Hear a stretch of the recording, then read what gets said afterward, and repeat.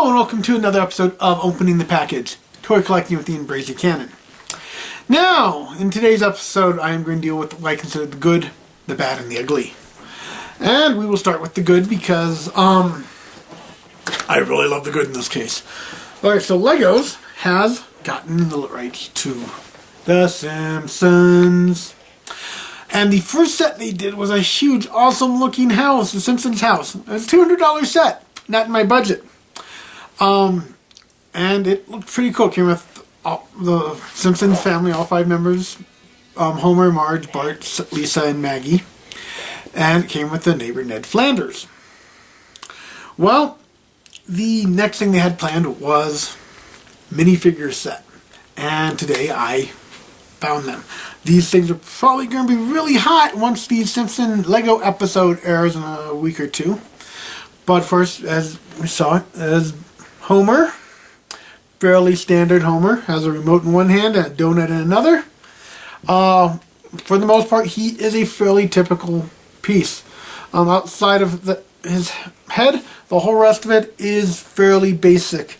They painted a donut and they painted the remote. But everything else, this is, obviously, for the most of Homer, no special things were really needed. He is a fairly standard figure, which is fine.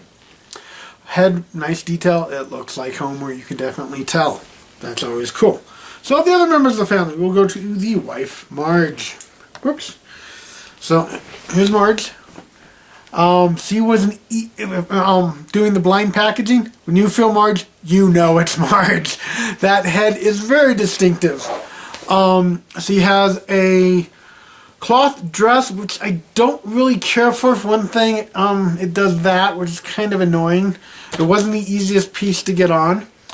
Decent paint job, except for the fact that if you look, and I'll show you this on Lisa as well, you can see her skin, no skin. See, right there, no skin. Not the biggest thing, but one thing to take note of. So you came with, obviously, I'm getting something for Homer, a donut fancy magazine, and a little purse. So, really nice job there. Then we get to the kids. We will start with Maggie. Maggie's fairly straightforward, little baby body. She comes with, why can't I remember the name of that teddy bear? Basically Mr. Burns' teddy bear that she finds in a block of ice.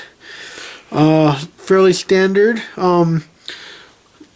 She was an easy one to find. It was either her or Lisa. You know that. That head is very distinctive between the two of them. So, like I said, decent little one, good paint job. We get to Lisa. Okay. So once more, the exact same problem we saw with Marge when it comes with trying to do the dress is the way the skin tone looks. Definitely looks a bit off. She comes with her saxophone and a skirt similar to Marge's dress. And basically her and Bart are the first minifigures using the small legs that have two-toned legs. Now in a moment, it's easier to do with Bart than her. I'll show you an interesting thing I noticed about these two-toned legs. So, now we have Bart, the Simpsons character. Well, they're all Simpsons. No other character is really known as the Simpsons character. Cool things on him. He is wearing short sleeves, so you have the cutoff on the arms. I loved that. Once more, the two-tone legs showing the foot, leg, shorts works. Then on the back is one of the coolest paint jobs I've seen. It is his slingshot. Now, the cool thing is, it is painted on 2 different parts. There is part of it on the leg, and part of it on his torso. And when together, ta-da! You have the complete slingshot. That is one of the coolest paint jobs I've seen on the minifigures. Normally they don't worry about that kind of stuff, so it's really cool to see that detail. He does come with a skateboard, nothing too special there. Now, as I was saying earlier about the legs. Alright, that two-tone, that is not painted on. That is different layers of plastic. If you rub your finger, you can feel the creases there. So basically, that they a bit more complicated process than you think. Most likely because it would have been hard to paint in between the legs. So I'm guessing they figured, this was the best way to get the effect they wanted. So it's kind of cool. And the way I noticed that was the other two figures I picked up were Itchy and Scratchy. Ta-da! And you know Scratchy, or this is Itchy, sorry. Itchy is smooth, while Bart, like I said, you can feel the creases. So that's how I realized, hey, wait a minute, they did something slightly different. Now Itchy and Scratchy, you know, fairly standard. I thought it was real cool that Scratchy got a tail. And that's a whole separate piece, which I hadn't seen before. So I don't know how common those are going to be. I was expecting a similar one for Itchy, but I guess he doesn't get a tail, poor thing. Down, down, down. But, so, that's Itchy and Scratchy. Both came with the basic weapon. Now, this is a cool line. I hope they expand it. Like I said, they have the house and they have minifigures so far. And I bet you after the Lego episode Simpsons, these minifigures will blast out of there. You can see here the complete showing of all of who is in the collection. Basically, mostly it's your main characters. I'll probably pick up a few more as I go, but for now I went the Simpsons family and then just decided, okay, Itchy and Scratchy on top of it. You look at the accessories, you know, Millhouse comes with Radioactive Man comic, Grandpa newspaper, you know, some fun stuff.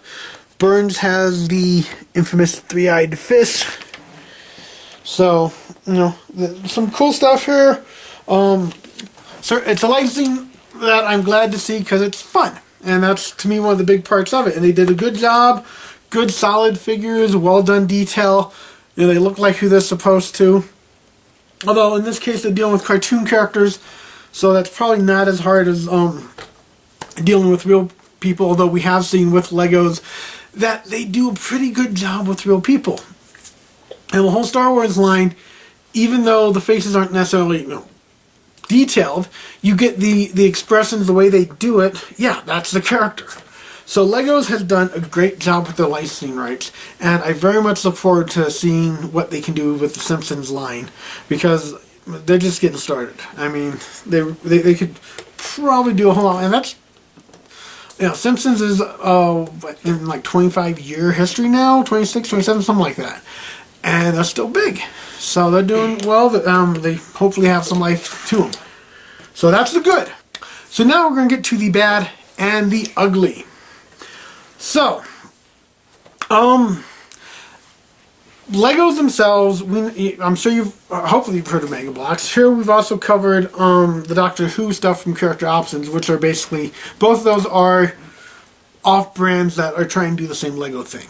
Back in the day, Mega Bloks was not very good quality, but they've upped the game so much. Mega Bloks is up there doing real good quality stuff now. They got some awesome licensings and stuff like that, and have been really, you know, pumping them out. And Character Options, they've done a fine job with the Doctor Who stuff, even though Legos may be getting some Doctor Who stuff here in the future. We won't, you know, I'm not speculating on all the stuff on that, but there's some stuff going around talking about the possibility of Doctor Who and Legos.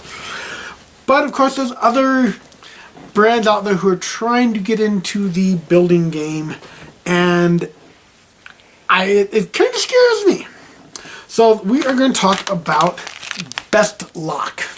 They got the Stargate licensing rights. They also got Terminator. I haven't picked up any of the Terminator set, but I have picked up a couple of the Stargates as they got on clearance. Now the next set I had to have was the Stargate itself, because this is cool. Lego Stargate. Oh, not Lego, a building block Stargate. Now, and of course, one of the main problems, these blocks do not stay together. Legos, you build something, you have fairly good confidence that if you just leave it be, it's not going to fall apart on you. No, these guys, they are falling apart left and right.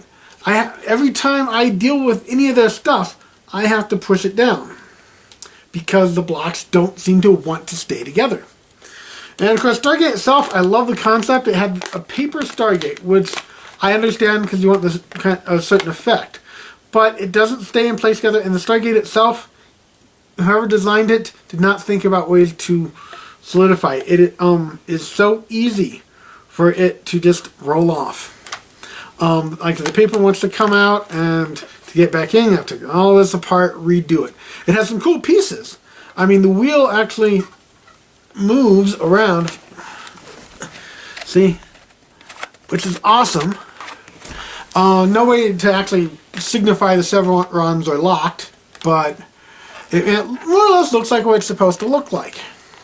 So, in some ways, they did a good job.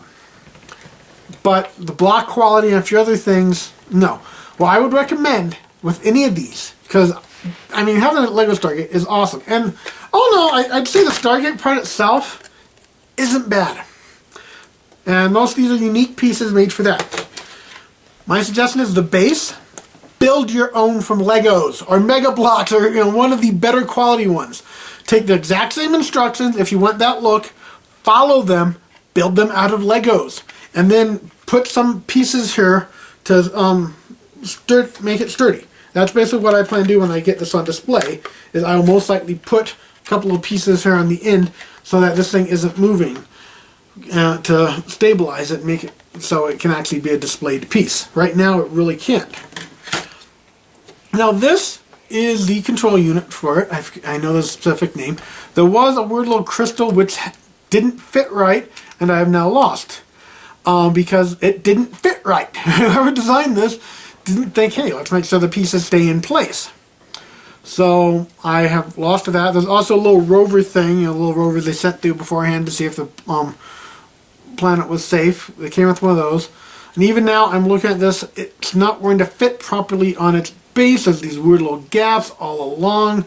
I don't know if you can see it, but there's a slight gap that shouldn't be there. This pops off with ease.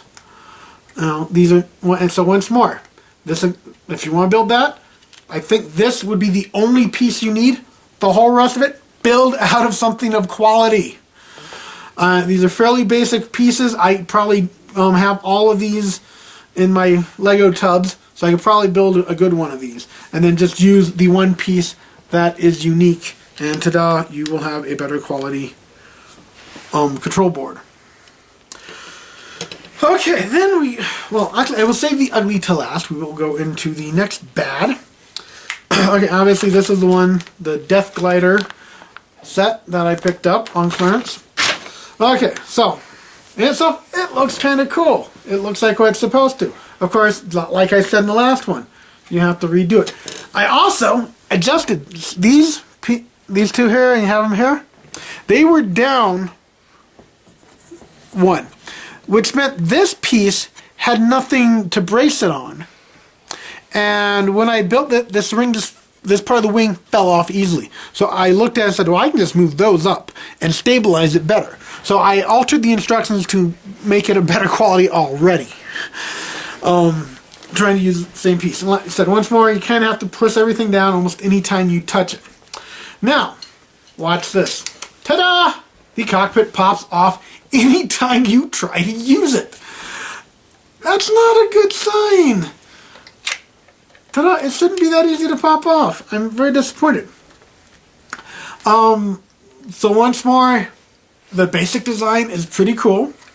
And I would once again say, go take this, build it out of Legos, build it out of Mega Blocks, go find whatever. As many of these pieces as you can find that are comparable in one of the other quality building block things, use and make this thing so it's not falling apart all the time. Okay, so now we're going to come to the ugly. And the ugly consists of the figures. Okay, so you have a real cool little jet thing. Comes with a figure. He should fit in the cockpit of the thing. No. With the headgear on, you can't close it at all. So what's the logic thing? Let's take the headgear off and see how bad of the faces look on these guys. I mean, these are horribly done faces. Horribly. Okay, let's see if he'll fit without it. No. If he's sitting at a funny angle, you can almost get it closed. And that's with him in a really odd position. So, if you're redoing these, take the time to actually make it so someone could fit in the cockpit. I mean, this is poor design right there. Really poor design. If you look at the blocks even, they often have, oh, see, there we go, that popped right out. They often feel unfinished. You will see rough little edges that basically say they weren't molded very well. You will, there's so many things if you look at, you can tell the quality is not up to snubs on these guys, including the figures.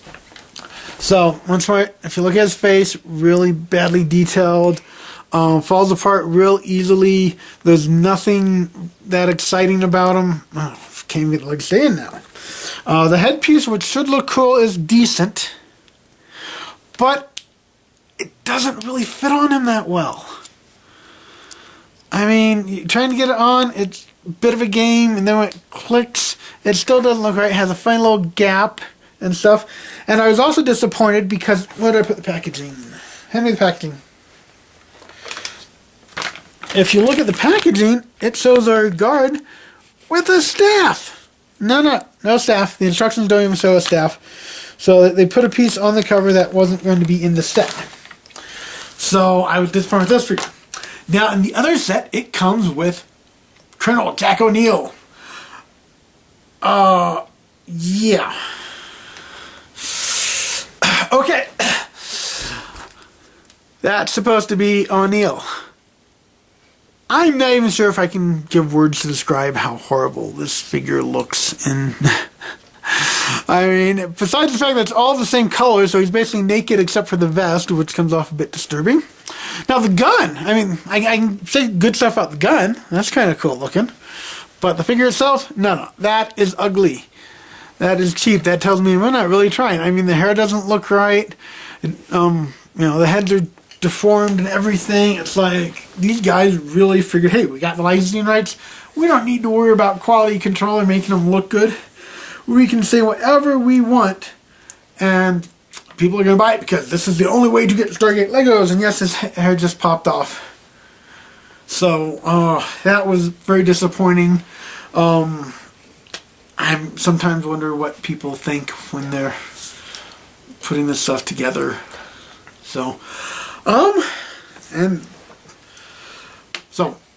thumbs up on the Simpsons Lego sets. Those are cool minifigures. I wish the house was cheaper. I love it. It is such a well-detailed piece. Our Lego store at the local mall had one set up in one of the display cases. You can really look at it, and it is cool. The room seemed a little more cramped than you'd expect, but at the same time, it's Legos. They can't really, it costs probably about twice that much to make the house roomier so that you can actually use it more accurately. But it still works. It's very detailed. It has a living room, kitchen, all the bedrooms, the garage, even a bathroom. So really cool there. Stargate from whatever the best lock. I cannot recommend these. I say run from them, because it's kind of scary that these are out there. I guess they're the cheap alternative, but when the cheap alternative is pure junk, it's not going to even make a dent in the market for Legos. So that is all for this episode of Opening the Package. Don't forget to email me if you have questions, concerns, comments, all that fun stuff. And we will see you next time.